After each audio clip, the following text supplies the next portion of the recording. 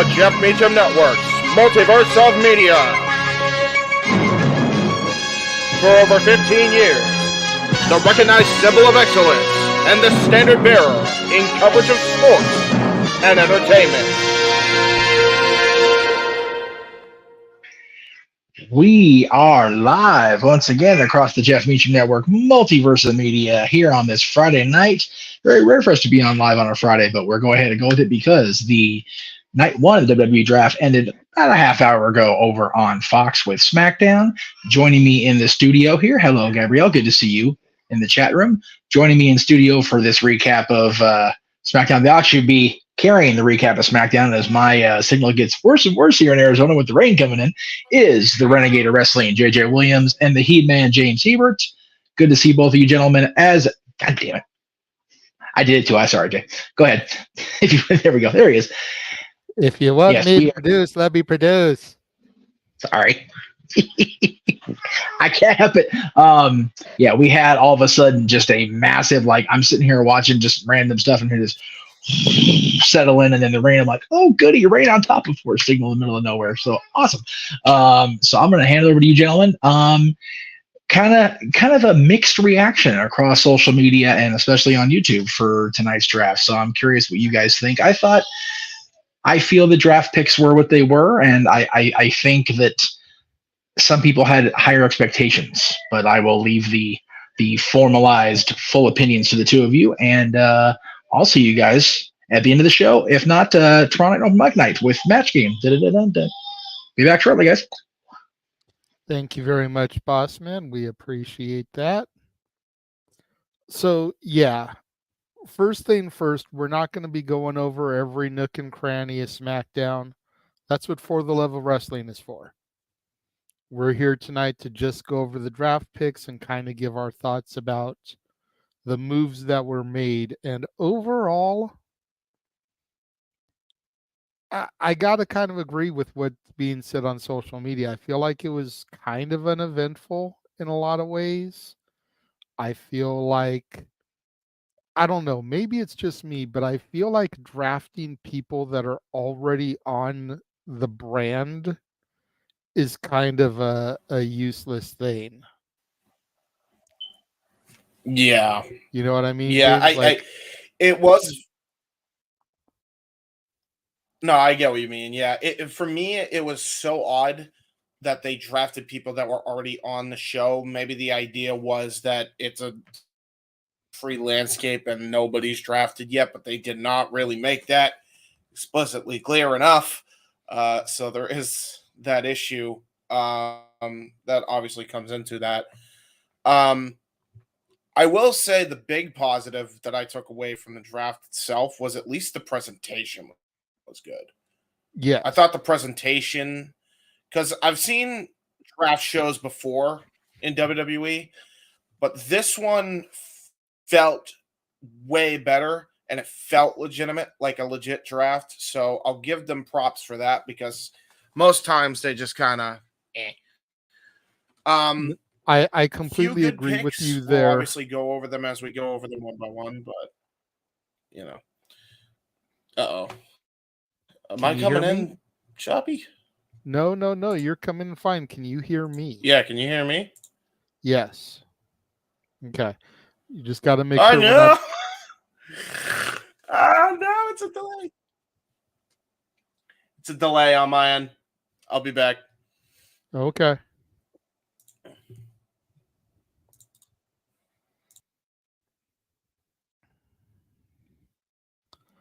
So, yeah, to James's point a moment ago as he tries to come back in, Triple H did state it's as much about protecting a roster as it is building a roster. So, hello. Let me produce. No, that was me. No. So, I accidentally double-clicked. Triple H did say is as much about protecting a roster as it is about building one. So to that aspect, they did kind of state that, you know, some people may be drafted to the brands that they're already on, but it just seems kind of silly to me. I feel like you should be out to try to add talent to your roster as opposed to keeping talent.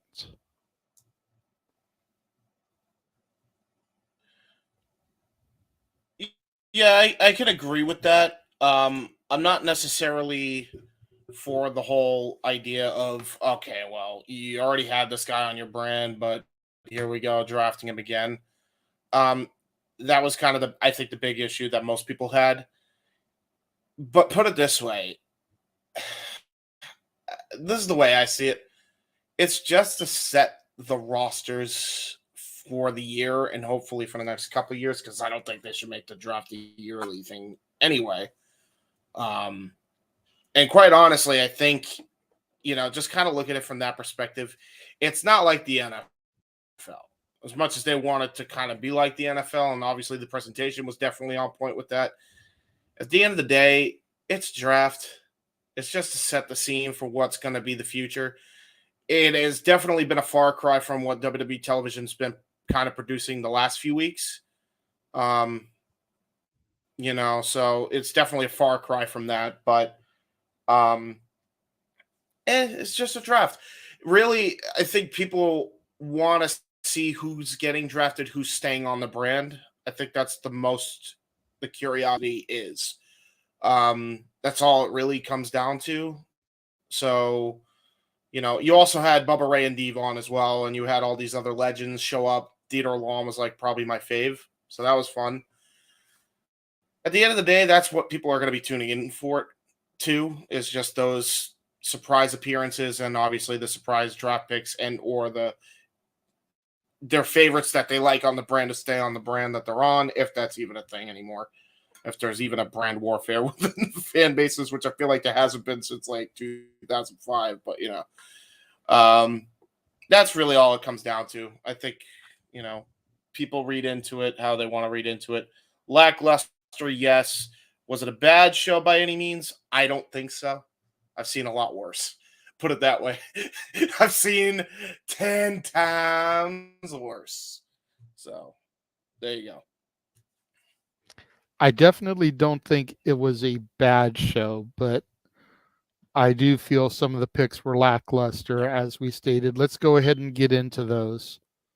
Number 1 draft pick was Bianca Belair staying on SmackDown, which I was really happy to see her be the number 1 overall draft pick. But I thought that she could have used the change of scenery going to Raw.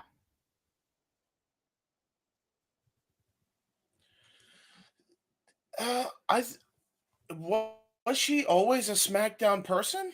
I thought she was a Raw person. That's how bad the draft was completely destroyed over the last 4 years. It really didn't mean anything. I thought she was a Raw girl, so I actually thought this was a new draft pick, but she was Raw last year. She wasn't. was the Raw Women's Champion, got drafted to SmackDown last year. And so she's staying on Raw with this year's draft. That's where the confusion lied. Okay. Carry on. So then the number 2 draft pick overall was Mr. Yeet. Main event Jey Uso staying on Raw. Again, surprising choice for the number 1 draft pick for Raw. Yeah. Well, he's wearing blue on red. The fuck? It's been like that ever since him and Jimmy split up. Jimmy wears red and he's on SmackDown, and Jey wears blue and he's on Raw. It makes absolutely no sense.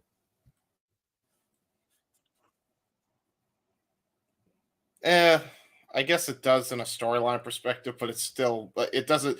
It's fucking with my color spectrum, damn it. Anyway. For the people in the chat room, please don't get ahead of us. Let us bring up the people and then talk about them. So the number 3 draft pick overall, second one for SmackDown, was an NXT call-up, and we got Carmelo Hayes on the blue brand. Now, I was ecstatic for this one. I've known that Melo has been ready for a minute, pretty much ever since I started watching NXT 2.0. I said that Melo was ready, and for whatever reason, the higher powers didn't think he was ready at that time. But he sure as hell showed them with his title run and his matches against Breaker and Dragunov, and now the feud that he had with Trick. He's proven that he's ready to be on that main spotlight.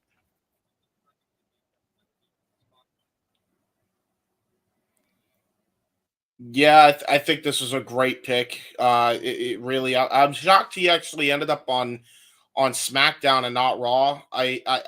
That's, I'm not complaining, but I'm just kind of shocked at that. Maybe join up with the Pride. Be a hell of an addition to that faction. You know, possibly. You got to imagine too. Go ahead. Possibly, I would rather see him as a solo. You know, not to sound arrogant, but I don't feel like every African American that gets called up to the SmackDown roster needs to join Bobby Lashley and his squad. Like, you know, I feel like we can have a little bit of separation there. That's fair. And I'm not really surprised he went to SmackDown, because you figure Pretty Deadly, Grayson Waller last year all went to SmackDown, Alba Fire and Isla Dawn. Like, a good chunk of the NXT call-ups last year came to SmackDown. Braun Breaker signed his deal with SmackDown. The reason, yeah, I think the reason they did is because of what was it, like the roster was so thin before they called up a lot of the NXT names, and then it actually had some depth to it. So that might have been the reason why. So, yeah. And then closing out the first round, going, or I should say staying on Raw, was Seth freaking Rollins. Again, not a huge surprise here that they were going to keep him. You want some viable contenders for Damian Priest and his title. We still don't know what's going to happen with Drew McIntyre or CM Punk. They're part of Monday's draft. But I'm not really surprised to see Seth stay on Raw here.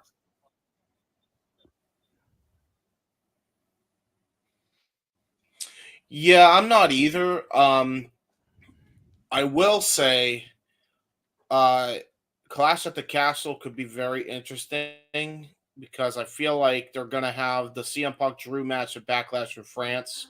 They're going to have Rollins and Priest if Rollins is healed enough. I don't even know if he's, the rumors that were circulating, I don't even know if they're true or not. Although Becky did confirm it herself, so I don't even know if he's cleared to. But that world title scene is very interesting right now on Raw. So yeah, that's what I figured. Yeah, that he went under surgery. So I assume that there's probably going to be a triple threat, or at the very least, whoever wins Drew and Punk is going to be the new number one contender against Priest for the world title. So that will be interesting. But good to see Seth stay on Raw, because there's going to be a lot of history if I think they're going to keep the main stars on both shows the way they're set right now. But we shall see. That's assuming that Drew doesn't take the title off of Priest at Clash at the Castle.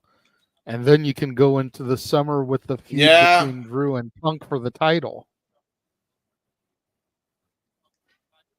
Yeah, that's true. That's true. That is for true. And then have Punk take the title off of Drew, and then when Seth comes back, you've got that feud to run back. Yep. No, I you know what? I could see it going either way, and that makes that title scene really interesting to watch because of all the names involved. So exactly, good on WWE for doing that. But yeah, there you go. We then started the second round, and the first pick of the second round, staying on SmackDown, was the Viper, the Apex Predator, the Legend Killer, Randy Orton. No voices in my head. Again, not really a huge surprise here. Yep. The only thing surprising is kind of how late he got picked. You would have expected him to get picked a little bit earlier, but for whatever reason, they held off on him a little bit.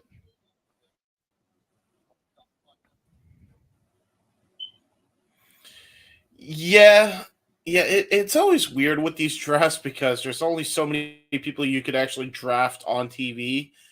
And if you watch the NFL draft, they obviously pick the big number one picks and all that. And, they pick it from college football and all that stuff. You don't really get that. I mean, you kind of get that with NXT at the very least. That's kind of like their college football. But with SmackDown and Raw, it's very odd, as in they treat it like the NFL draft, but they don't treat it like the NFL draft, because if you're anybody as a general manager IRL, you're picking Randy Orton as the number one draft pick. I mean, you just number are, 2, maybe. but number 2, yeah, maybe, exactly. but Number like, two draft pick.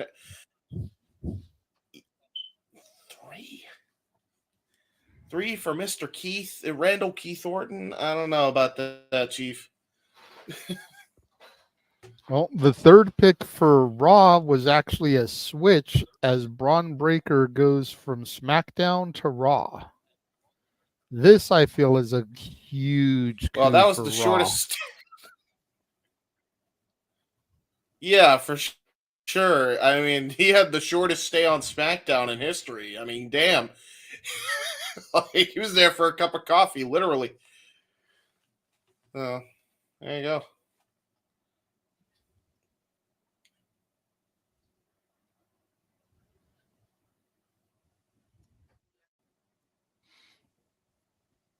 Hello? Yeah, I'm here. Sorry, I was typing a private message if you look.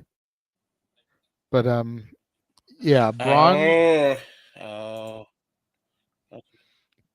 Braun is gonna do big things, I feel, on Raw. I would love to see him in a match against Sheamus. I'd love to see him in some matches against Gunther. I'd love to see him in some matches against Jey Uso and Drew McIntyre. Like, dude is a hefty, athletic dude. And if they want him to be a major player in the main event scene, they need to start putting him in matches against these guys like yesterday.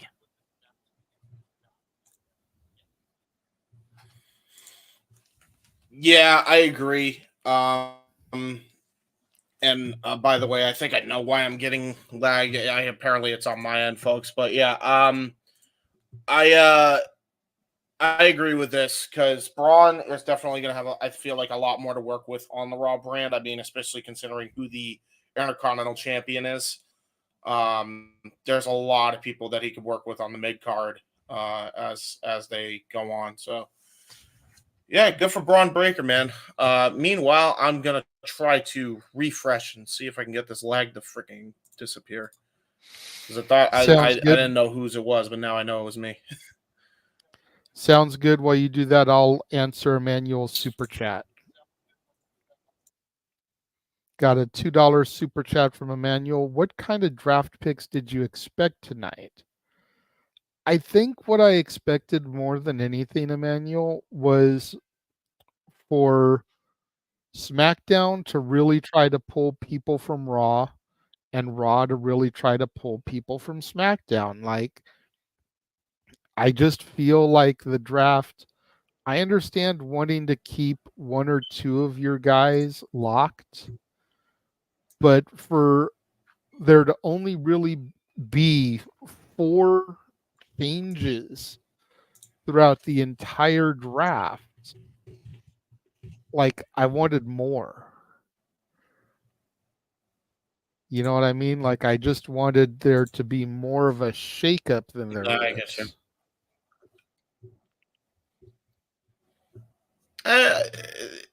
I feel like it was very even of it being bland, and there was some kind of shakeups. But yeah, I don't know. It felt very lackluster in that department. I'm definitely in agreement with you, JJ. By the way, am I as laggy as I was before or no?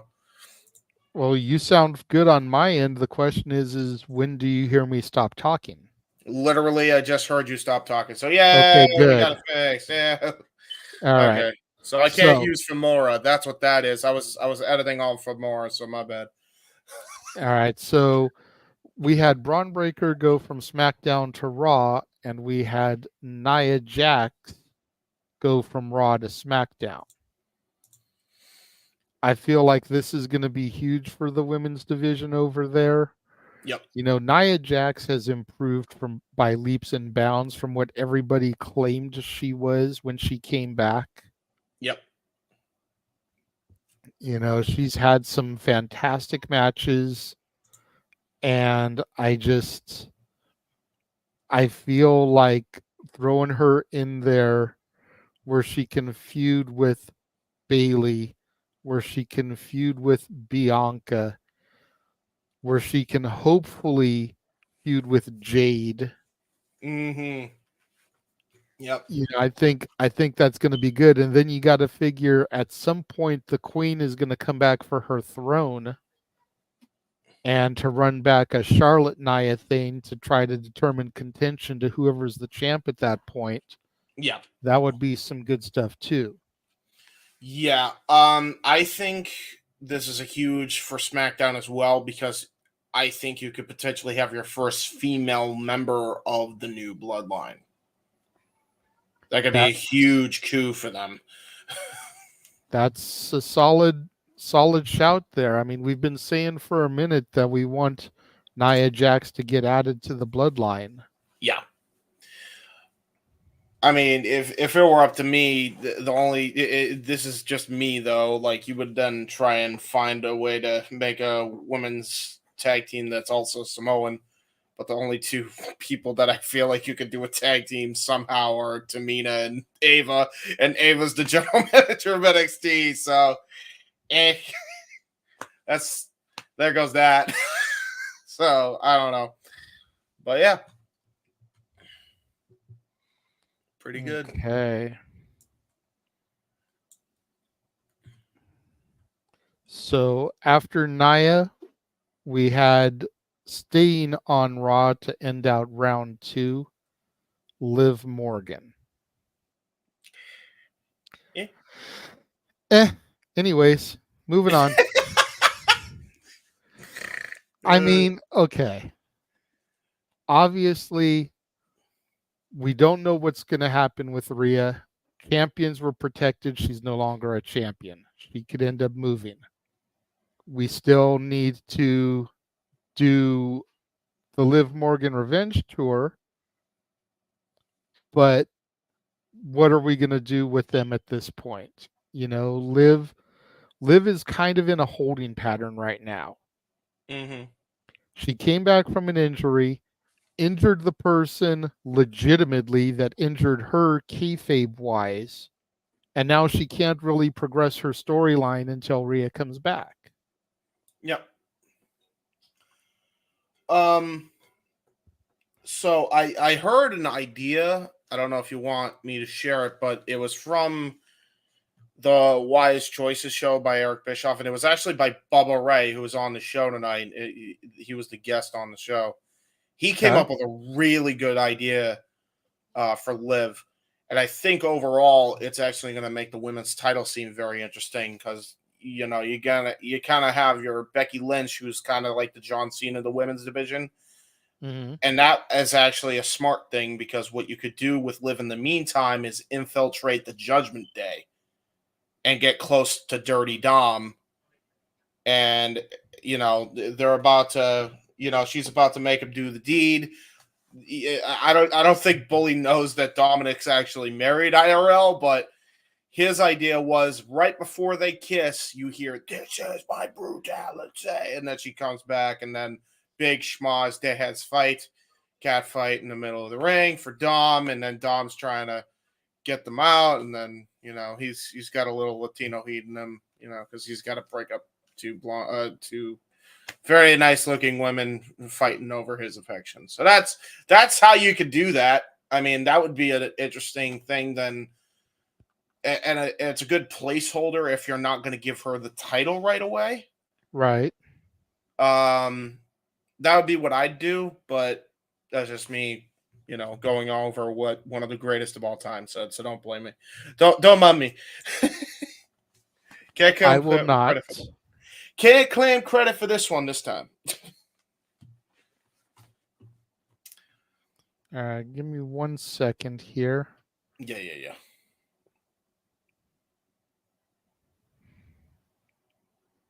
Apologize for the delay here, folks. All right, so kicking off the third round was the megastar himself, staying on SmackDown, Mr. L.A. Knight. Yeah. Not a huge surprise here yet again.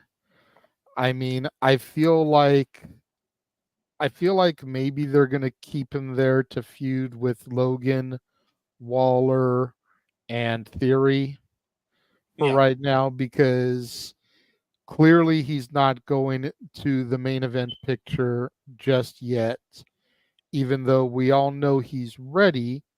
And, how much longer can he waste away in mid-card hell? Right. But just for whatever reason, they want to keep him here right now. And I just feel like with the Cody story and with Orton, with the bloodline, all that stuff going on, LA Knight's going to have a few minutes before he gets there.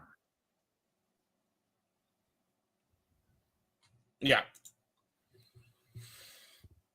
Yeah, it's really odd why they just had him stay, but at the same time it's like he's kind of the face of the brand. So I feel like they kind of did like it, they were trying to make it look like it was a shoot, but I don't know if it was, because keep in mind there was also the war room, so Right. I don't know. But I'm happy about it because I think he's going to thrive more on SmackDown anyway. I feel like I'll be real with you. Even though we call it mid-card hell, I really do feel like Logan Paul versus LA Knight is inevitable, and I feel like he's the one that's going to take the U.S. title off of Logan. I really do. It's possible there, but I think I'd rather see him on Raw, because Raw's kind of like where the main eventers are. That's where the big time guys are. You could end up with LA Knight versus Seth when he comes back, LA Knight versus Punk, LA Knight versus Drew. You could put him in an IC feud with Sammy, LA Knight versus Gunther. I just feel like there's a lot more potential and people that he hasn't had 500 matches with yet if you move him to Raw, as opposed to keeping him swimming with the same fish on SmackDown. Right, no, I can see where you're coming from on that, but I feel like Miz is a baby face now. Why not put LA Knight and the Miz together? Because Awesome Truth is only going to last for so long. That's true. I love them together, but it's only going to last for so long.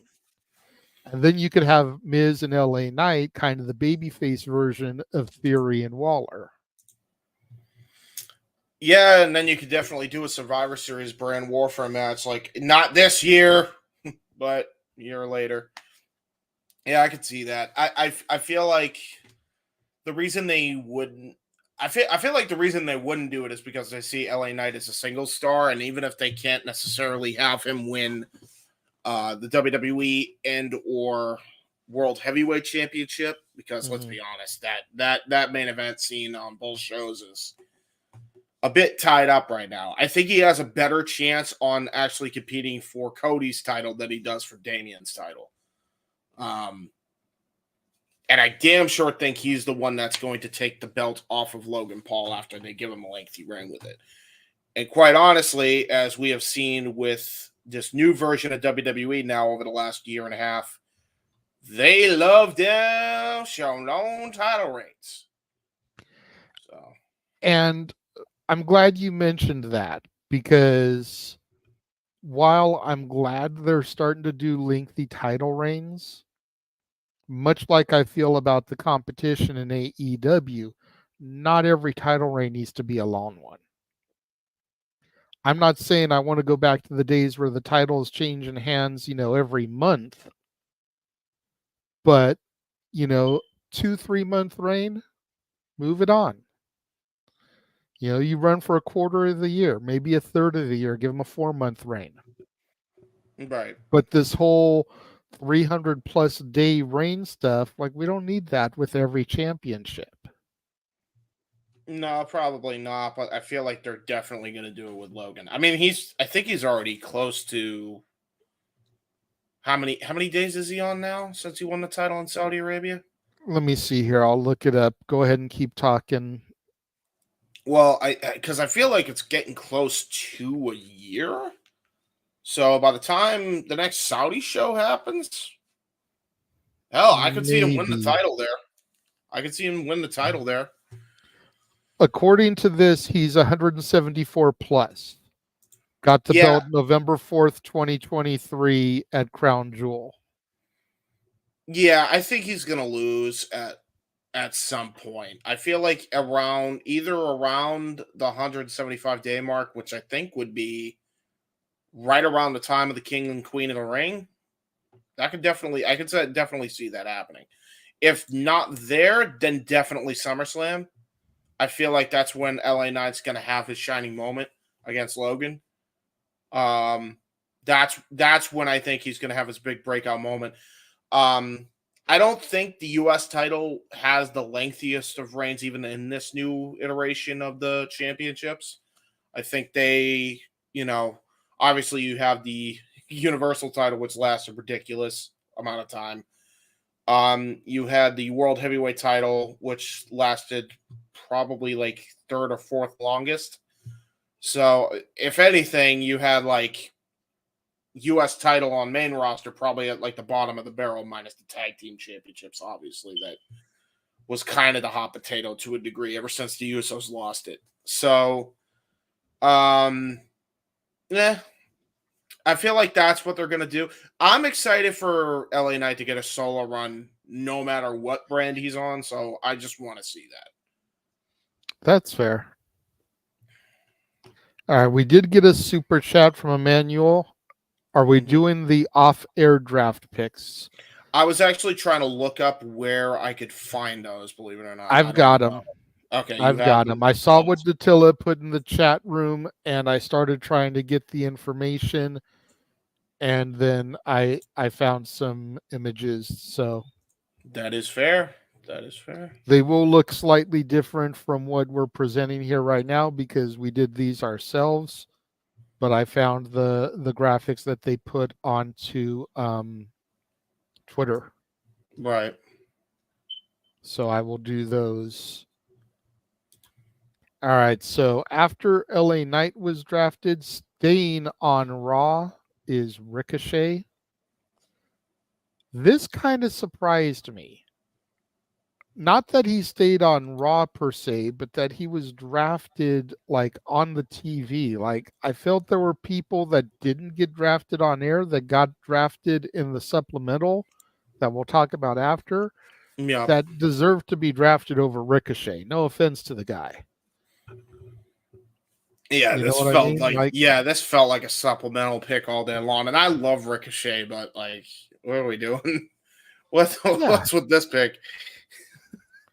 It's like, I'm not trying to be mean or nasty, but I feel like the only reason he got picked on TV is because his woman is Samantha Irvin. Yeah, that way they could at least be in the same locker room and have, makeout sessions in the back or whatever. Whatever it is that couples do. But just the fact that she's so popular, that's why he got picked on TV because Right, everybody yeah. knows they're together. Yeah, that's probably why. Yeah. I mean, he wasn't really. Was he on? He was on Raw, right? Yeah, Or was he's he? been on Raw because he's been with her. Triple H has got to. He did this last year, and I have a feeling he's going to keep it up this year. He's got a habit of keeping couples on the same brands. Yeah. Because being on the road is hard enough, so at least keep them on the same brand so they can travel together, have the same off days together. I think that's Triple H's mentality. It's not a bad mentality to have for the workers, at least. Yeah. To me, it is what it is. I'm fine with it because, I mean, if they give him something, I mean, at this point, just give him the fucking Speed Championship, I right? have a feeling he's probably going to get it. So he should. He should. Who else is the speediest person on the roster? It's Ricochet. Ricochet is like above and beyond probably one of the faster people on the roster. So I feel like he's definitely the number one guy to get that. Maybe make it kind of a Raw thing. And, you know, obviously you have your little Wednesday night show on X, which is such a weird show, by the way. I don't know. Has anybody seen Speed? I've not seen Speed. I have not, no. Yeah. He's probably going to win that belt, though. And you know what? Good for him. Because Ricochet, he cool. But I wish he would get better gold. So. Give me 1 second here. Yeah, you're Trying fine. to load these other images here. Just so that way I'm ready when it gets to be time. All right. So after Ricochet, yep, staying on SmackDown is the current configuration of the Bloodline. Yep. Tama Tonga, Solo Sikoa, and Paul Heyman. Paul Heyman did make an announcement at the start of the show that Roman Reigns was withdrawing himself from the draft. So when the Bloodline got drafted, Roman was not being drafted with the Bloodline. Mm-hmm. So we'll see what happens with Roman and how that plays into things. Maybe he'll be a free agent. Maybe he'll end up going to Raw. Maybe he'll end up coming back to SmackDown.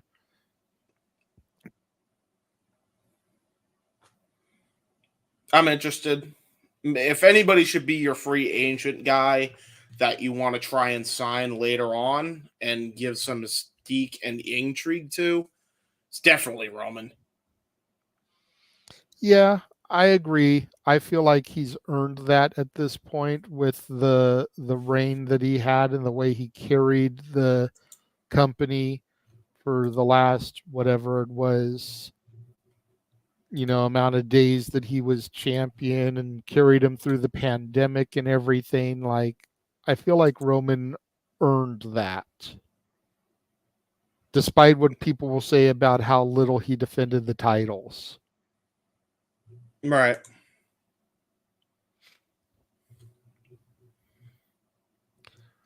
So, staying on Raw, the Celtic burger, Sheamus. Oh, no. It's become the thing now. I'm sorry. That was too funny. Burger after burger after burger. And as a fat man, I can make the joke, damn it. I can make the joke as well.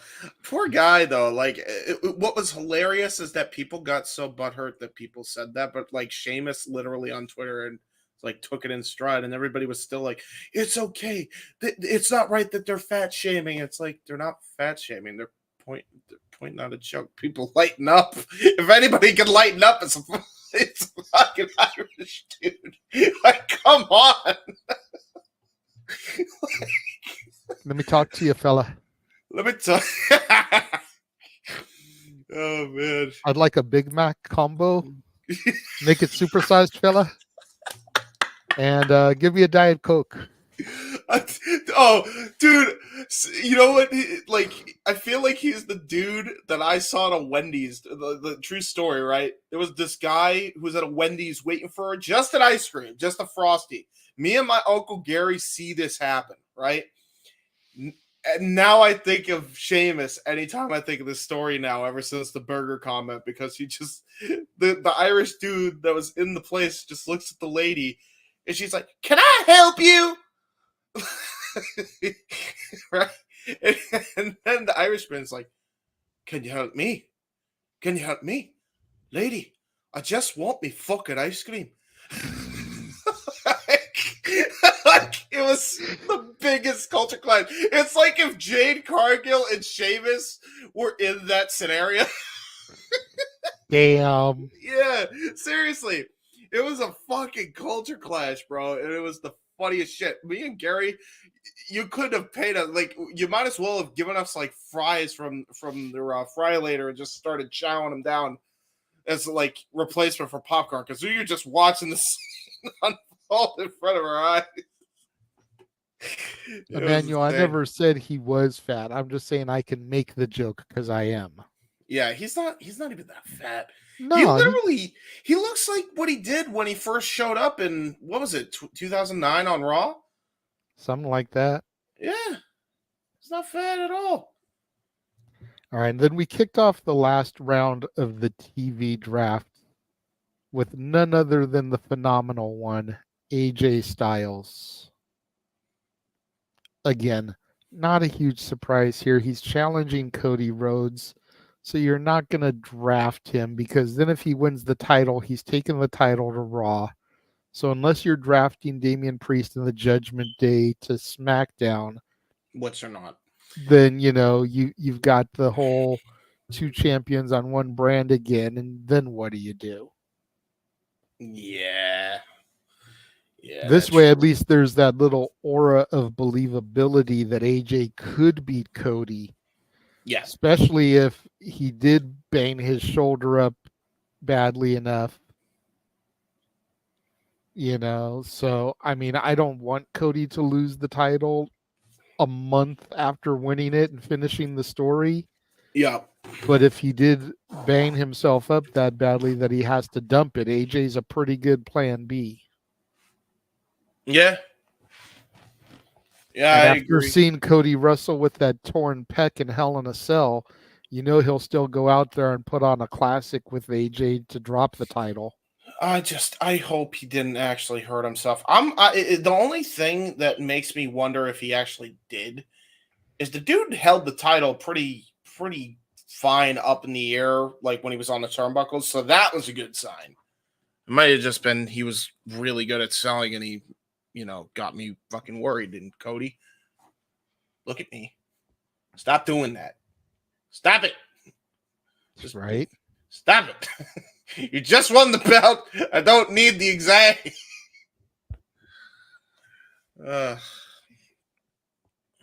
Yeah, I really would. I don't think he did. And the only reason I went back on it is because he lifted his. Because when Finn Balor legitimately injured his shoulder too, when he got the belt from Seth Rollins, this is back in like 2016, couldn't lift his other shoulder. And he had the belt in his hand, and he was just like pointing, and he couldn't lift up his entire shoulder. So that's how that was a legit injury. When Cody, looked like he injured his shoulder, then he just lifted the title up after a little bit, and then it was fine. So I think he was just selling, but yeah. It was scary for a minute. No, I totally agree with you there. So after Cody staying on Raw is the Alpha Academy in full. Maxine Dupree, Akira Tozawa, Otis, and Chad Gable, the freshly heel Chad Gable. Going to be interesting to see what they do with this. I don't know if the entire Alpha Academy is going to turn heel with him. I don't think I could buy Tozawa as a heel. I couldn't buy Maxine in this run that she's been on as a heel. The only one I could buy would be Otis. There's a Because couple. for Maxine to turn heel right now would just make absolutely no sense with the angle she's been running with Candice LeRae. I think that whole thing as well is not able to be done because Otis is too lovable. I here's what I will say that I think might be happening, but this is just, fantasy booking James here, shock. There is rumors that Jason Jordan is cleared, his old American Alpha partner. Mm-hmm. And there is also a Braun Breaker that just got freshly drafted to Raw. There's also the Creed still lingering around. Mm-hmm. So he might have the Creeds turn heel on them and then have Jordan and Braun join, and then he creates the American Alpha Academy. AAA, if you will. Interesting. And then you can have Otis bring back another alumni partner. Just an idea. Tucker, Heavy Machinery. I don't know if you know who he is, JJ, but the black and goldites of NXT do. I've heard of Tucker, but I don't know him. I'm not familiar with him. That's fair. That's fair. You could have Otis, Tucker, and not that they'd ever do this, but get Bull Dempsey back too. Bring him into Heavy Machinery. Call him Bullfit. Who? Another guy from the Black and Gold era of NXT. He's a very obscure guy from the Black and Gold era of NXT. But he was kind of Heavy Machinery before Heavy Machinery, put it that way. But it was supposed to be a joke for the crowd, the chat here. They know what I'm talking about. You guys remember Bull Dempsey, right? You guys remember Bull Fit, right? Anyway, there you go. All right. So the next draft pick coming over to SmackDown from Raw, Andrade El Idolo. Mm-hmm. Definitely agree with what Aaron said on his thing. I think this is to keep the LWO Legado del Fantasma thing going, especially since they showed the video footage that Carlito attacked Dragon Lee. Perhaps Andrade can get slotted into his spot in the LWO. Yeah, I feel like that's definitely the way they're going. I feel like Carlito is going to join Legado del Fantasma, and it's going to be leading to a 4-on-4 match of some sort for a pay-per-view. Carlito on the side of Legado and Andrade on the side of the LWO. And yeah, exactly. Put Selena back with Andrade. It's desperately needed. God damn, is it needed. And then when Charlotte comes back, mm-hmm. she sees Charlotte. She sees Zelina with Andrade. She could run some jealousy angle with Zelina. Yeah, that's true. Because we all know Charlotte is better as a heel, anyways. Dude, Charlotte and Selena would be a banger too. That's a match they have not even tapped into, and I would love to see that. Not gonna lie, that would be a hell of a matchup. All right, and the last one that we saw on TV was another NXT call-up. I am so happy for this one. Kiana James drafted to Raw. I am telling you right now, this woman is going to have as much of an impact if they book her right as Tiffany Stratton has had on SmackDown. Oh, yeah. Yeah, for sure. I think that she is going to do big things. You figure they can run her versus Chelsea. They can run her versus Indy. They can run her versus Candice. There's 3 great feuds right there for her. And even though she is more of a heel than she is a babyface, that speech that she cut in the Performance Center after she got drafted was definitely not Kiana James, the character. That was the woman behind the character. And they can leverage that to start her as a babyface run on the roster. Who, the person, was that her old tag team partner? What do you mean? I'm sorry. I blanked out for a second. I don't know why. That's the thing that confuses me. While I'm happy for Kiana James, don't get me wrong. Wasn't she teaming with Izzy Dime? Yeah, Why didn't they? Why is it just her because and it not was more of Izzy? an apprenticeship than it was a tag team. And okay, that's fair. Well, there you go. And now we got a businesswoman. You know, the modern day $1 million woman. Not even man, but woman. There you go. It'll be fun. Hey, maybe she could get Cameron Grimes back and push him to the moon. Not likely. Yeah, probably not. Love the Oh, so love the sad. thought process there, but not likely. He got released, and I was so sad. I was so sad. Yeah. Oh.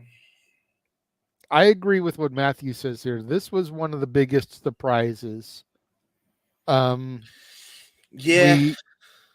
I don't know if Roxanne is going to get drafted because she's a champion, and they said champions are protected. Yeah. Blair Davenport is definitely a possibility, but we'll have to see what happens on Raw's draft. Yeah, it is odd that I will say I tuned into a few things on NXT. Obviously, I'm not watching weekly still, but I did see like clips. I don't see Blair Davenport hardly ever, but maybe she has been.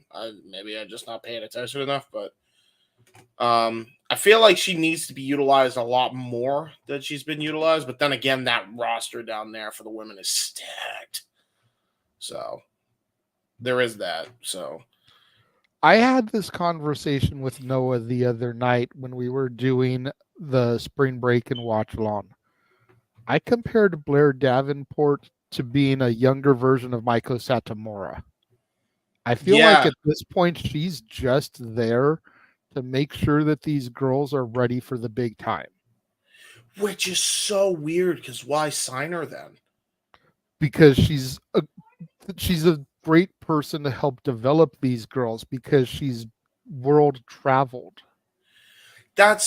I get that then, but at the same time, and this is where I'm so confused by it. You have so many titles, right? And I feel like as great of a trainer she is, I'm not saying you don't use her as a trainer. She's absolutely good for that. Have her as a trainer.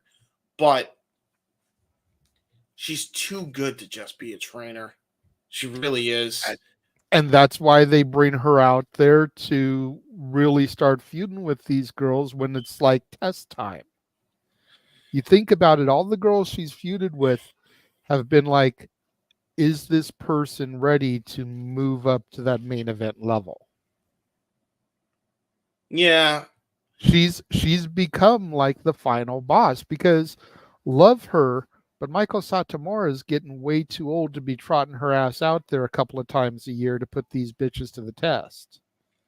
Yeah. Blair is still young. Yeah. And she's got all that experience. Hey, I'm just saying. And it's very possible they could reward her with a draft for all the work that she's done down there. Because she's almost too experienced to be the developmental champion. You know, she's worthy of feuding with these girls on the main roster. Yeah, she really is, but I also think she's worthy of some sort of championship run. That's where I think the NXT North American Championship comes in. So I hope she wins that. Just saying. Hey, maybe we could get a finals of Blair Davenport versus Julia. Ooh. Yeah. Or Blair wins it and Julia's the first feud. Yeah. Yeah, if that's the finals, they're saying that they're saying Julia is probably going to debut at Battleground. Yeah, and if you don't know how great Julia is, you will be in for a treat. Trust me, believe you me. All right, we did get a comment from the boss man here. Just got my connection back. Did y'all discuss the picks announced on Twix? No, we have not. Not yet, but we're about to transition to those, bro. Perfect timing. Yes. Oh. So the first draft pick that was announced on Twix staying on SmackDown is the OC. Gallows, Anderson, and Mia Yim. I cannot bring myself to call her Meechin. Nope. Just no. Yeah, but funny So- story about that. I changed her name back to Mia Yim on Journey of Wrestling, which is like a simulation booking game, because I can't call her Meechin. So you're not alone. So the entire OC still on SmackDown. So we can either get the whole OC to turn heel and realign with AJ, or if AJ ever comes back babyface, we can get him to realign with the OC. But looking at these three and the render that they used, they look very heelish. Yes. I would be perfectly content with all of them turning heel, especially if, again, God forbid Cody has to dump the title after a month. You have them turn heel to help AJ cheat to win. I hope that And then you doesn't kind of protect Yeah. Cody because he went out to essentially another gain, another bloodline. Yeah, that's true. The boss man is here. You can't call him a Meechin because it's too close to my name and it makes us all confoozle. Yes, that is true. That is absolutely true. Yeah. So anyway, yeah, the Kings are on intermission, and yeah, they're losing 3-0. So I'm gonna come in here and try to vent a little bit better. Well, as long as we keep things rolling here, we're already almost an hour into the show. Yeah, no worries. I won't. I'll keep things commenting to a minimum. I didn't get to see all the drafts on Twix. So I want to go over with you guys. So. No worries, because that was the first one. So then the next one they announced on Twix, they announced Shayna Baszler. Mm-hmm. And ironically, they announced Zoe Stark, both of them as separate picks, both staying on Raw. Okay. Tag teams are supposed to be able to be drafted together. So why did they draft these two individually? Well, as I pointed out to James when he commented on it in our private chat, they are using Shayna right now in the program with Natty on NXT. So maybe they're going to keep them separate after all. Doubtful. I think that's just for this one pop. I think they were just trying to, make the spring break and feel like a legitimate pay-per-view. And with the whole Trick Mello thing, they wanted to have as many NXT alumni as possible down there for the big moment. That's true. Just a little slight carryover to the next week. I would almost be willing to bet you that Shayna and the AOP Final Testament whole stable is probably all we're going to get next week as far as main roster down there. So yeah. Once again, to the chat room, please try to keep the conversation on the pictures that are on the screen. If you want us to talk about somebody else, super chat. Simple as that. We know the banner is not there, but you guys know by now, especially the people commenting. We know you know. Well, I do see a new name in the chat that may not know, but other than that, yeah. Yeah, we don't know if he has any relation to Martin Kirby either. Shouts out WCPW. It's fun. But Shayna and Zoe, not really surprised that they stayed on the same brand because they have been a formidable team. Yeah. And we need some formidable teams for what will more than likely be our new WWE Women's Tag Champions come May the 4th. I think the people in France will hear me from Victorville if that goes the way I'm hoping it goes. Right. Yeah, I will say this really quick before you go on to the next pick. If the WrestleMania rumors are true, that means WrestleMania Sunday will be on May 4th. Damn, that's going to be a busy weekend. Right. My God. For next year, folks. Next year. Overload. All right. Then the second round that was posted on socials. Yes. This one, I'm not really sure if they're being moved from Raw to SmackDown or if they're staying on SmackDown, because I can't tell you, aside from Cedric getting squashed by Braun tonight, when the last time either of these two motherfuckers was on television. It was Cedric getting squashed by Braun on SmackDown. Like I said, aside from Yeah. Cedric getting squashed by Braun on SmackDown tonight, I couldn't tell you when either of these guys were on TV last. No, I'm saying Cedric was on SmackDown. It was either Cedric or somebody else for one of Braun's matches on SmackDown prior to the draft tonight. He got squashed by Braun before, so it's like it, then that's how bad it was. Yeah, it was. Cedric's been freaking jobber status, and it's just stupid. Like I could have sworn I thought Ashante got released. I really do. So there you go.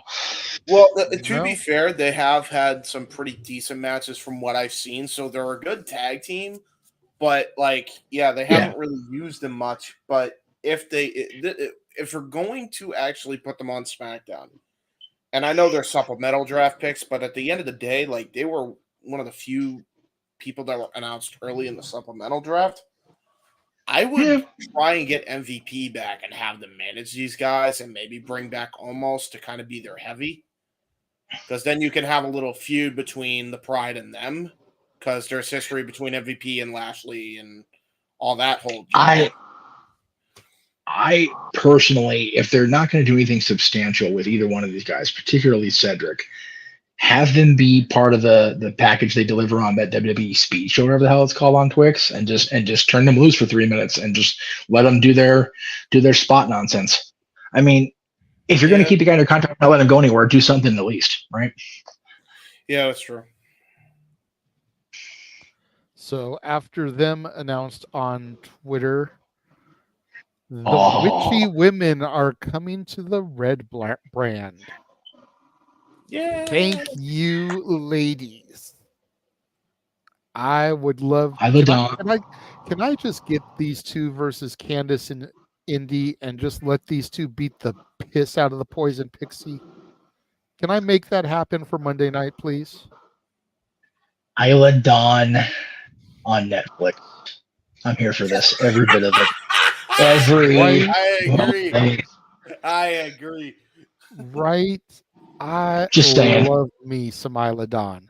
Alba Fire is great too. Don't get me wrong. Isla Dawn is a completely different breed.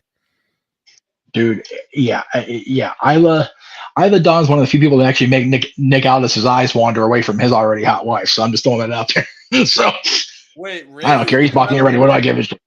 Is that a legit thing? No.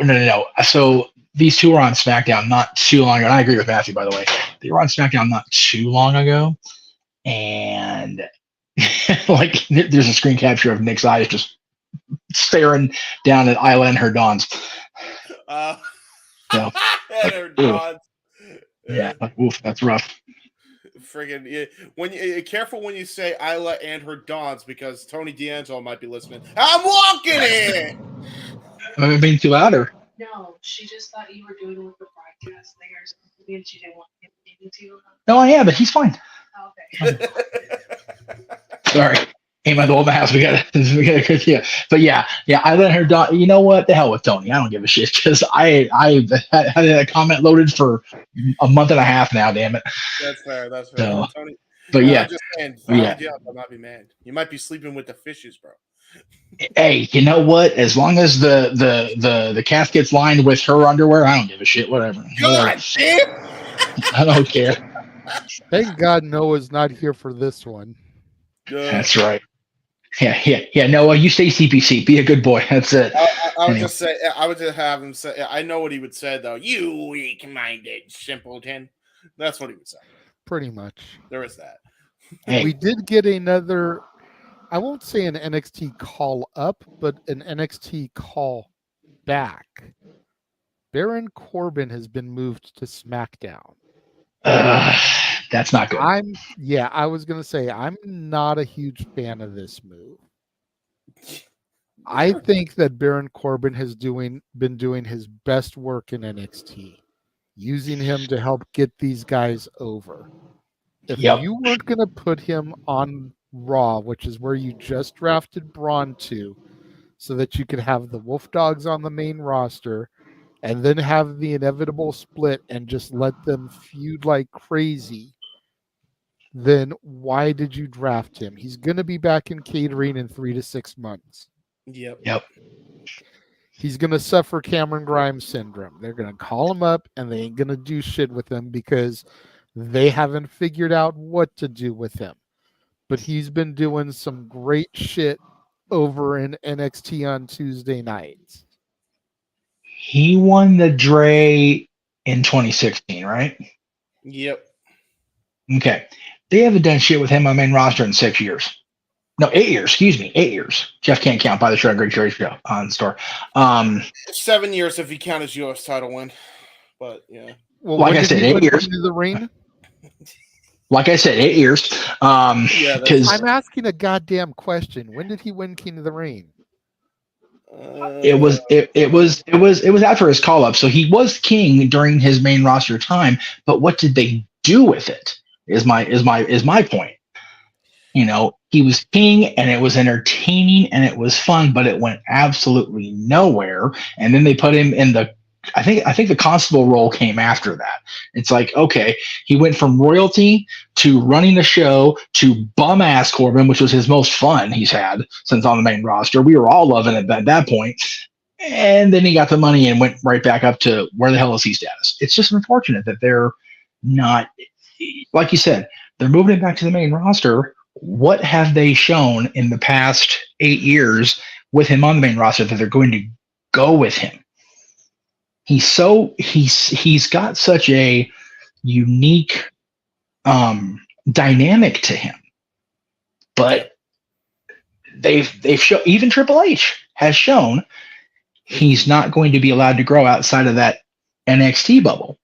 He did great when he came back to NXT, and now he's going back up. But again, I'm jumping to conclusions. To be fair, it's literally been an hour, so we'll see what happens come May 6th when they lock the rosters. I have a way you could use him in a very prominent role for a change. If you're going to draft him on SmackDown, there's one place you could put him that would actually give him a shot at one of the prestigious titles on SmackDown. Because let's be honest, U.S. title is actually gaining some traction with Logan as the champion. Whether you want to admit it or not is your own conclusion. No, it is. No, you're absolutely right. Pair him up with the OC. Have him be the kind of like the other guy, I guess the third bald guy in the OC. But you know what I mean, though. If you put him there, you can have him go for the U.S. title. And I just recommended to JJ that LA Knight should go for it against Logan. And then maybe he can run a program between LA Knight and Baron Corbin in the future. I see what James is doing, JJ. I know what he's doing. He's going to dub over his voice saying, Carl Anderson, Luke Gallows, Baron Corbin, dub all these, get in there. He's going to dub over the opening of his own self. See? Yes. Yes. Yes. You know what? Now I want this, damn it. Book it. Book it, Hunter. Book the Baldies. Book the Baldies to dominate. You know what? Have AJ go bald too. Do it. That's right. Go full, James is like, okay. Okay. James is like dub over opening, exorcise one part of opening that Jeff already, and we're good. Okay. Yeah. Anyway. Yeah. I got to do it for open mic night, though. Otherwise, it don't count. Well, yeah, that's the whole point. Anyway. Yes, sir. All right, Jay. Who's next? I'm sorry.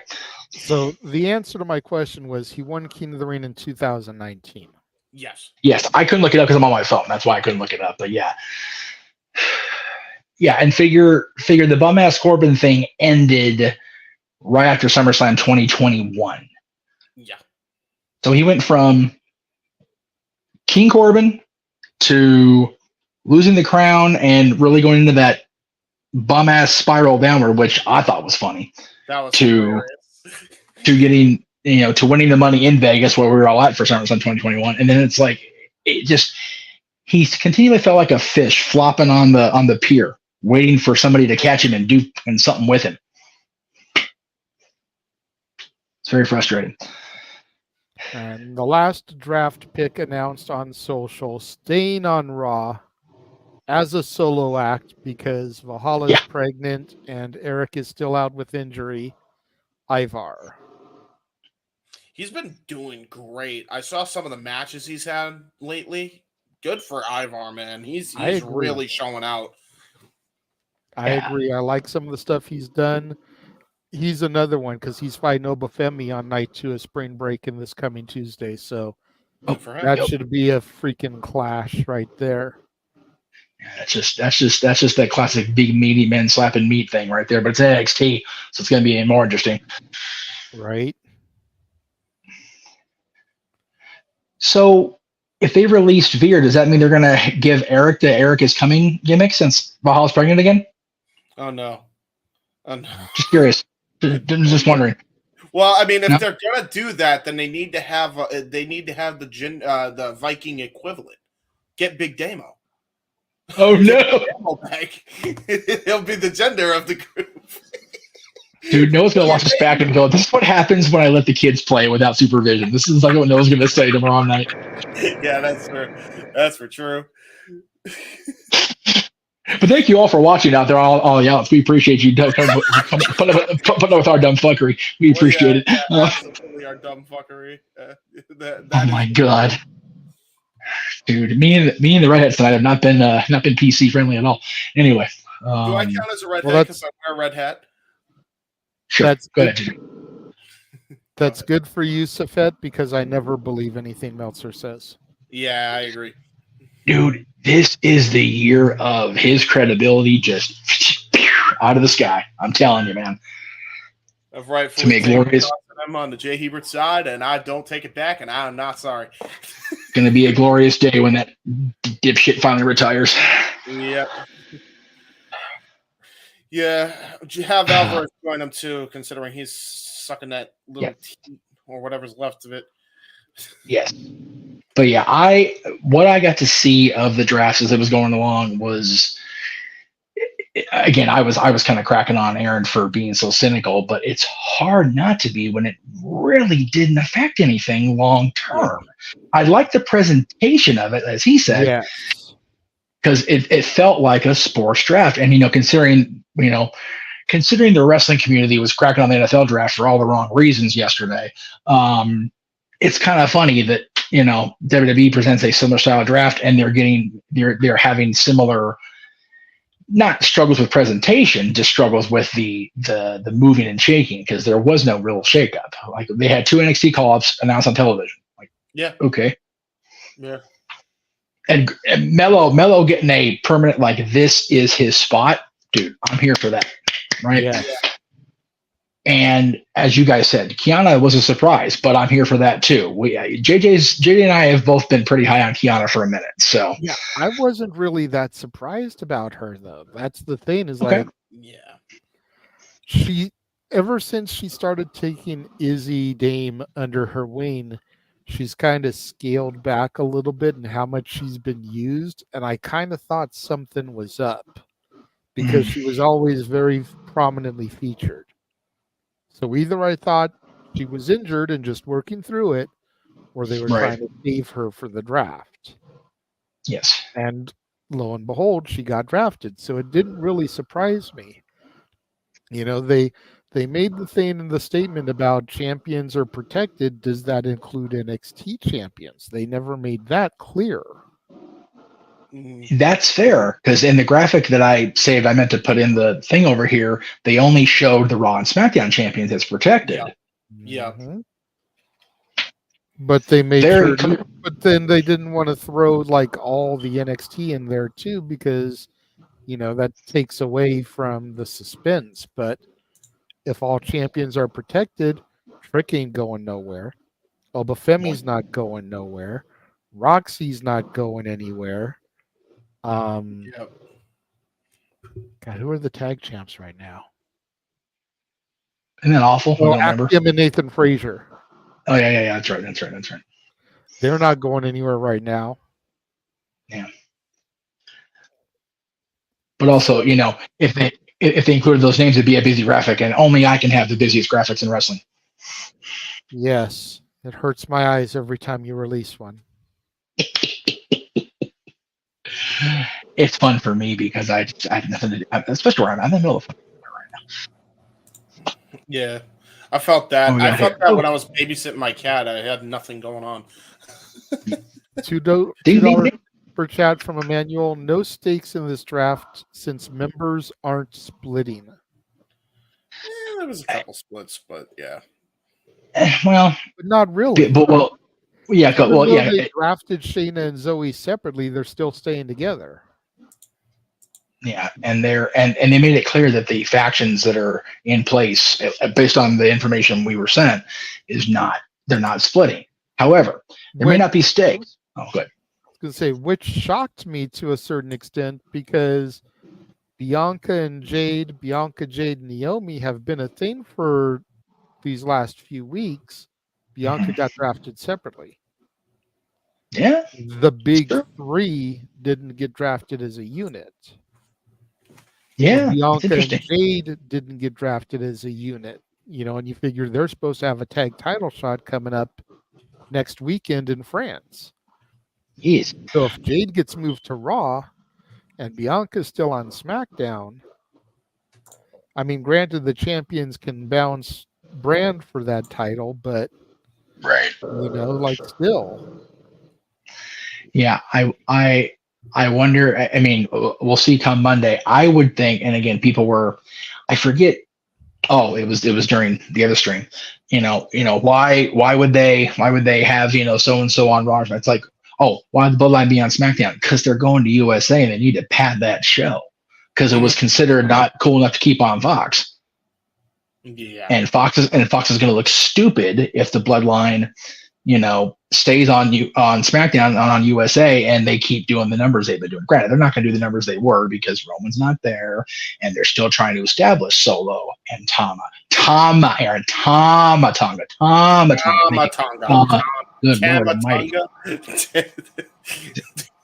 Is That that freaking Regal calling Mega. It was like when he called Ryu back in No DQ CNW. I know he got that one. That was for Jeff. Oh. James totally talked over you, JJ. I'm sorry. What'd you say? Sorry. Go ahead, JJ. I said Michael Cole saying Isla Dawn.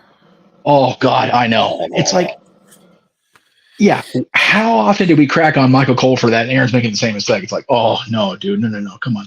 But yeah, they're trying to establish still Solo and Tama as this incarnation of the Bloodline with Paul seemingly not knowing a whole lot. I did see snippets. I didn't see the whole thing. Did Paul Heyman, did he announce that Roman Reigns had voluntarily pulled out of the draft? Yes. Okay. That's interesting to me because if the Bloodline was able to be drafted together, but then Roman's now out, does that mean Roman doesn't care? Does that mean, we might see the Bloodline go to Raw? I'd be curious because I personally want to see, I'd rather have Paul Heyman with the Netflix lack of handcuffs, if I'm being honest. If he's still around by January, I want Paul with no 7-second button just for a few months. That would be awesome, but the Bloodline are staying on SmackDown in their current incarnation. So, okay, well there you go. I have idea. I don't know if I'm coming in through. I think I might be coming in choppy, but I have idea. This is what you could do. You could bring Paul Heyman to Raw all of a sudden, right? And then have Louis dangerously take his place. I don't even know if Lou still looks like Paul anymore. Yeah, right. That's fair. I need to Google that to see if Lou still looks like even Heyman now. That would be funny. That's too funny. Yeah, I'm definitely curious how this next week is going to play out. We got Raw on Monday with the draft. We've got Backlash in France. We've got, there's still not everything has shaken out yet from WrestleMania. So I'm looking forward to it. And like I said, May 4th is going to be a long day. Could be a longer day next year.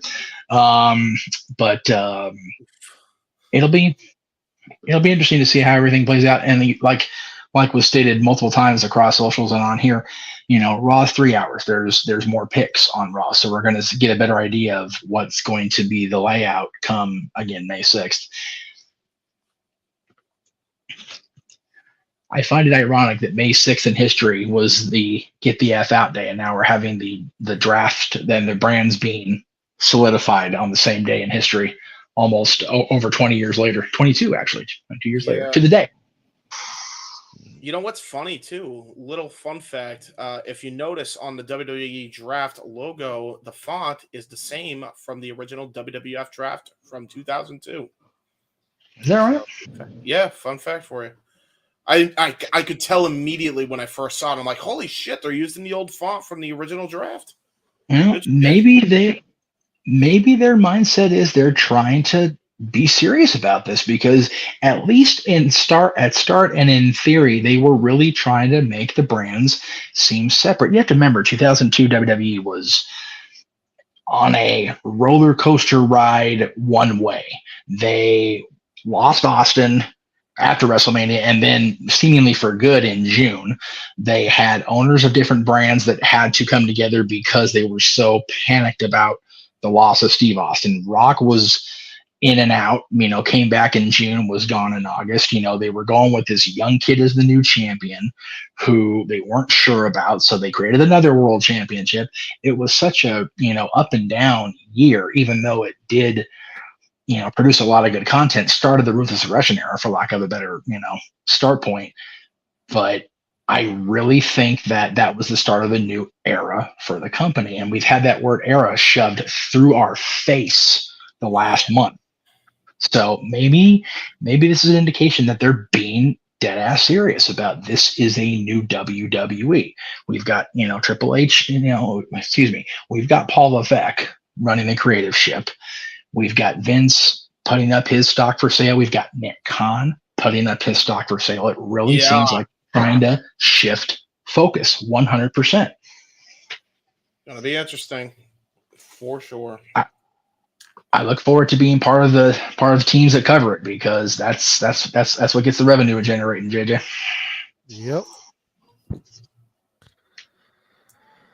All right. Well, after almost an hour and a half, that's about it for the draft coverage for tonight.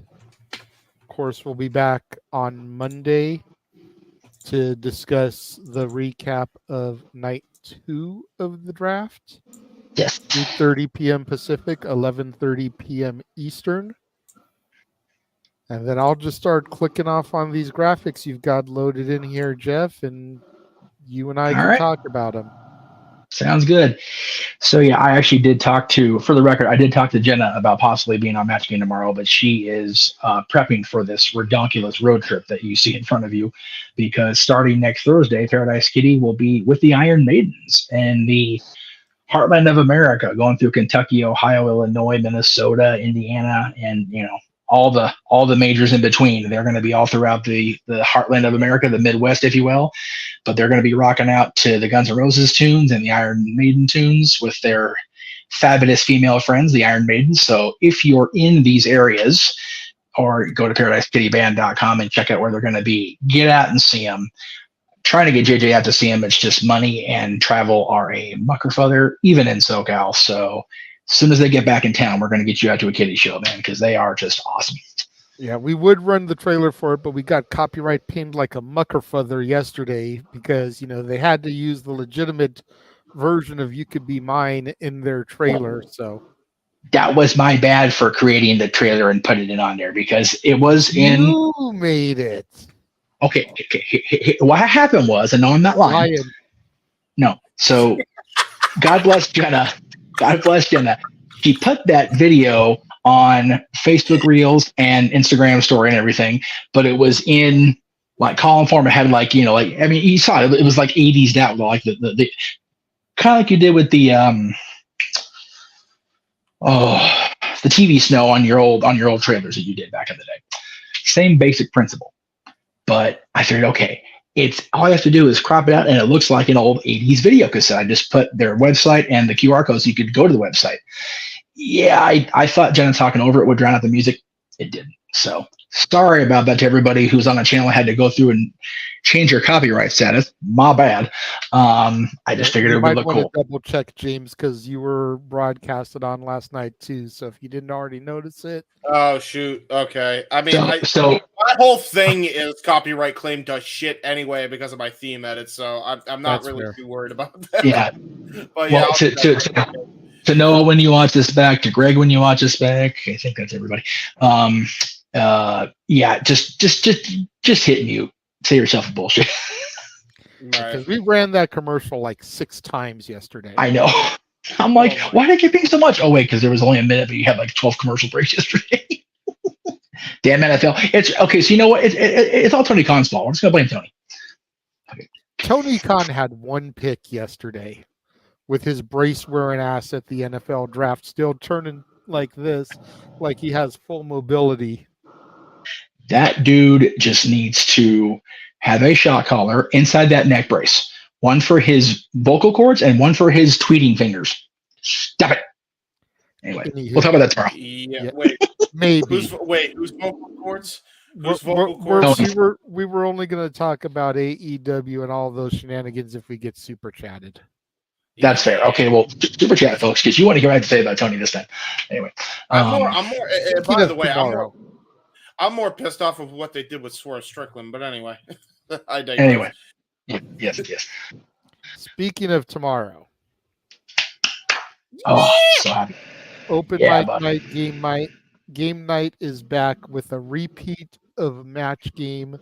Our current reigning and defending Game Show Night champion, Greg Cherry, will be defending his title against the man he took it from, Emmanuel Dominguez. Yes. Still trying to make sure we've got the entire panel lined up for tomorrow. We've got 5 out of the 6 confirmed. Yes. And at least 4 of those 6, and at least 4 of those 6 are reliable. Yes, that's fair. One of those 4 is Mr. Reliable. Yes. So. Yes. We'll run a 5-man panel if we have to. Hopefully, we'll get the 6th person.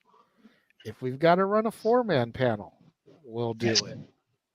Greg Cherry, the second winningest of different championships in the history of the definition of social media, behind me. You just need to get on and win a Game Show Night championship. Well, if I got to host the Mucker Father, what do you want me to do? You're not hosting Jeopardy, are you? Oh, that's valid. And both of them have said they're not good. Oh, you know what? Well, I can't play next week either though, because you already gave me my cap for questions. Hold on, I'm gonna do the chant just in case it may age poorly. But Grand Slam Meacham. Oh no. Well, I mean, I'm already the Triple Crown champion on the Great Cherry brand, and I haven't won here yet because again, I can't win this week because I'm hosting. So you're already a Grand Slam champion. All right, never mind. And I can't win next week because I had like half the question field already given to me for practice by JJ. That's fair. I get to be random host guy next week instead. Anyway, carry on. But yes, Match Game tomorrow. Looking forward to that, and then whatever we decide to talk about. I don't really have a whole lot of topics for Open Mic Night tomorrow. Yeah. I was thinking about doing a draft challenge and challenging somebody in the team to do a draft against me and see, who wanted to step up. Okay. Curious. I figured we'd do 25 picks, kind of do the same way the WWE's doing it. Tag teams and stables can be drafted together. Mm-hmm. Champions are protected, can do NXT call-ups, but just see who puts together the better roster of 25 people or 25 picks. Because if you draft a stable, you're getting more than one pick. Yes. Yeah. So we can talk more about it tomorrow during the day for sure. I hear a cat. No, you don't. You hear a baby. Well, Jeff, if you don't get to talk about it on Open Mic Night, apparently you can muse about it on Sunday. Yes, that'll be the last day I have absolutely clear where I don't have anything else booked on the channel, i.e. I needed content. I got to have shit to talk about. I'm going to be here anyway. So yeah, Sunday night, I think I'm going to go at, probably right before the NoDQ review because I know they're on Sunday this week. So I'll probably on at either 7 Eastern, 4 Pacific, or even 7:30. We'll see how I feel Sunday when I get going, but it'll be on for sure. There you go. And then once again, Monday night, 8:30 Pacific, 11:30 Eastern, we will be doing this again, recapping night 2 of the WWE Draft, which hopefully will be a lot more eventful. Yes. Tuesday, Statboy Sports Bar will be opening the doors. Statboy will have full NFL draft coverage. If you missed and want to see what happened last night, go into the archives and you can check out the entire 4.5-hour coverage of night 1 of the NFL draft. I was a busy boy trying to screen cap shit and get pictures up as best as I could, and had Zach for the first half of it and Josh for the last quarter of it. Mikey went solo for about a quarter of it, but you know, once somebody else was available to hop in, we had somebody else on the show with him, and we were doing good. We averaged about the same numbers we've been having tonight, between 70 and 80 all night. So I'll take it, brother. I'll take it. Thank you to everybody that tuned in again last night for the draft coverage for the NFL and everyone that tuned in tonight. Yeah, draft week, baby. Also on Tuesday, night 2 of NXT Spring Break-In. Looking forward to that. Definitely looking forward to all the matches, but especially looking forward to Natalya versus Lola Vice in an NXT Underground match. That Fun, should be insane. Fun fact about your girl. This week, today in history, Tyson and Harry won the tag titles on Raw. Yesterday in history, she made her debut against Cherry on SmackDown. Yep. It's a big week for Natty. Yep. It's a big week. Well, I'm telling the people that, but I know you know. But, you know, so, yeah, big week for Natty. Hopefully she has a big night on NXT. I know the underground thing was kind of shaky on Raw, but it looks promising on NXT, so we'll see. I think NXT is the right place for it. Yeah, for sure. And then Wednesday, the Greg Cherry Show, of course, 7 o'clock Eastern, 4 Pacific on the Greg Cherry brand and the Jeff Meacham Network. I told Greg I'll be home Tuesday night, so barring any other teenage shenanigans, I will be there for the Greg Cherry Show this week. But again, I can never plan for sure because things. But hopefully we'll be there. But I'm sure they'll be talking about all the goings on. They'll be leading into Dynamite as they always do. And if they lead to Dynamite, compared to last week, it can't get a hell of a lot worse. So we'll see. Say that because it will. Oh man. Although I will say Shahid Khan showed up, so that might be interesting. That's actually really interesting. That shit was funny. I'm not gonna lie, because he was like totally off the cleanse on Dynamite. And he's on the draft, just like smiling all big. It's like, dude, can you at least try to kayfabe like the boy? Jesus. I'm gonna be honest. What if he's actually smiling because he'll take the power back from Tony? What if they do that angle? I'd be interested in it, to be honest, because he looks more like a boss than fucking Tony. Yeah. The 5-year-old in the other room looks like a better boss than Tony Khan. No, I know, but I mean like an actual boss, and he actually has something intimidating about him. I think it's the mustache. It might be the mustache. Boss Baby looks like more of a boss than Tony Khan. That's true. That's true. And Boss Baby has a better mentality and temperament. Anyway, and a better head of hair. Oh yeah. That's good.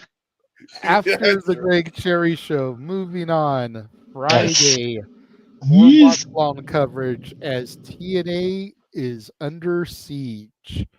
4 p.m. Pacific, 7 p.m. Eastern, Friday, May 3rd. And then. No end. And then. No end. May the 4th be with us. Coverage beginning at 9 a.m. Pacific, noon Eastern, Saturday, May the 4th, for WWE Backlash live from France. Then immediately following, Jeff will be doing the No DQ recap because Bossman Rift will be at a wedding. He will be, yes. So Jeff will be doing all of that. I will be, yes. And not only that, I'll be co-streaming on this channel. That way, we make sure we get as many super chats as possible. There we go.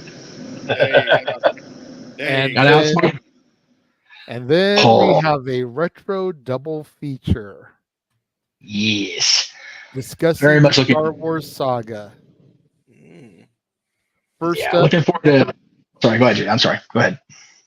First up at 5 p.m. Pacific, 8 p.m. Eastern, the show that brought us back to the Dad's Not Always On Wrestling as we rank the Star Wars saga.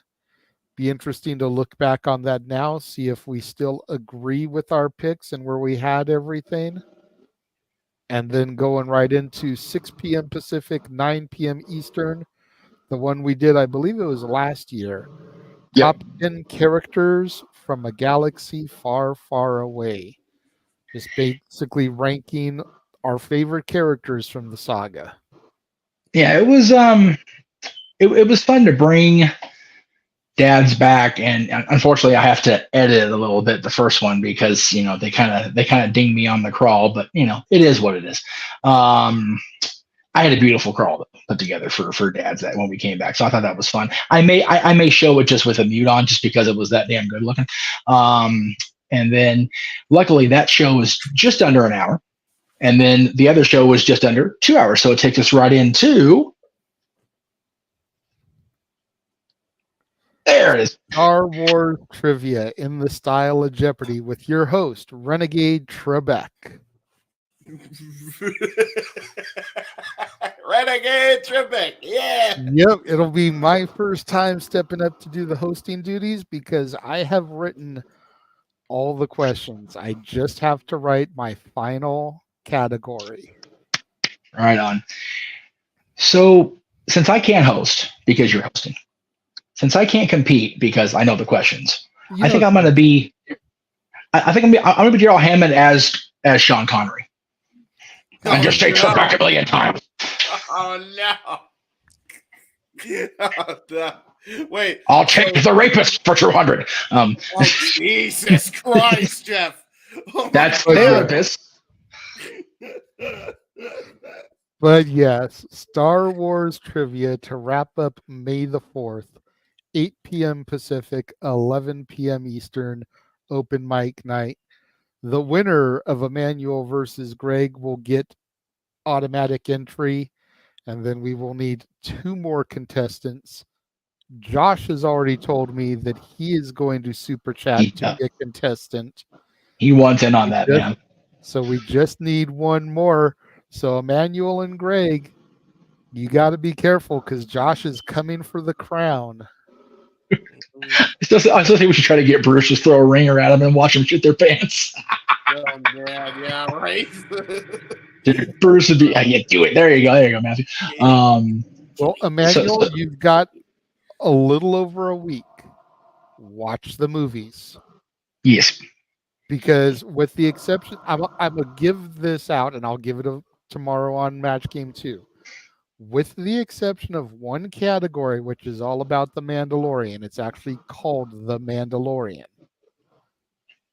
Everything else comes from the 11 movies that have been released. The 9 movies in the Skywalker saga, Rogue One. I don't really think I've touched Solo, but thank you for that. Yeah, to be honest. But those 10 movies have questions concerning them. You say you need 1 more category? I already know what it's going to be. I just need to write it. Okay. I was gonna say we can talk off air about that 1 category that may help annual, but we'll talk off air. You have 8 days from tonight. Valid. To watch 10 movies, and you know, on May the 4th, TBS or TNT or USA or one of those fucking channels is going to be doing a goddamn marathon. And all of them can be found on Disney Plus. Mhm. Yep. So you got. I know. I'm time. binging them right now. Yep. Take No notes. excuses. And you also have And hell, YouTube videos. and hell, if you binge them now, they'll be fresh in your mind come next Saturday. Yep. Yes, indeed. And there's YouTube videos if you don't understand every little thing. They can That's explain it for you.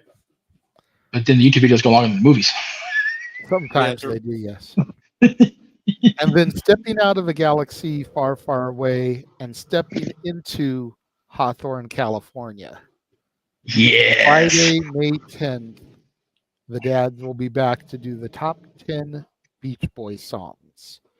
Because the next day, Saturday, May 11th, will be the 60th anniversary of their first #1 hit, I Get Around. Yeah.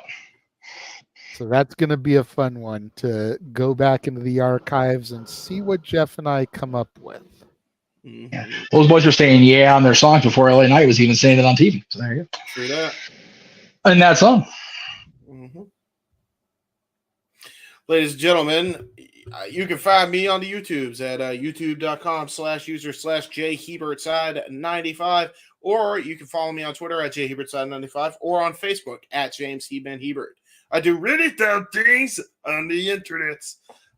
You guys can check out the J Hebert Side of Things, episode 18. This is going to be a crazy episode because it's just basically one of those hodgepodge ones. I covered the Swerve not being prominently featured on Dynamite, and I don't care if he's showing up on Collision. It's stupid that they ever had him on a meaningless match. That's not how you show your first champion in his first appearance after winning the goddamn title, Tony. God damn it. So I talk about that, and I also have, JJ, I have JJ's video playing to kind of go over my thoughts. So little corporate synergy, and that way you can check out his video after you check out my video. So there you go there. I also talk about UFC 300 and that crazy goddamn knockout. I mean, holy hell. Definitely go check it out if you haven't already. And then I also cover the TikTok ban that could be impending in the US and the implications of that, which I don't think it's great that TikTok is getting banned for the Americans of the world just because, freedom and all that, even though I think TikTok is just bad, but we should have that freedom to download that toxic waste. So there you go. That's my thoughts on that. But yeah, if you want to hear more in depth of that, I'll be talking about it there. And also, WWE 2K Games banning modifications on community creations. That's been a controversy thing. I believe the biggest creator on there that was doing a lot of modding tools, and I think he uploaded my faction stuff on community creation, somehow bypassed that. He got the ban hammer permanent, so all of his content got wiped. And 2K was like, nah, you can't do that. And the community were kind of like, okay, so you ban this, and then what about what else are you gonna ban? And now they just figured out, apparently there was like a whole list of shit. So we cover it on there. Go check it out if you haven't already. There may be a follow-up to it on the next J Hebert side of things, but the initial story being covered on a J Hebert side. So go check out that episode. It's gonna be a big one this week. So yeah, there you go.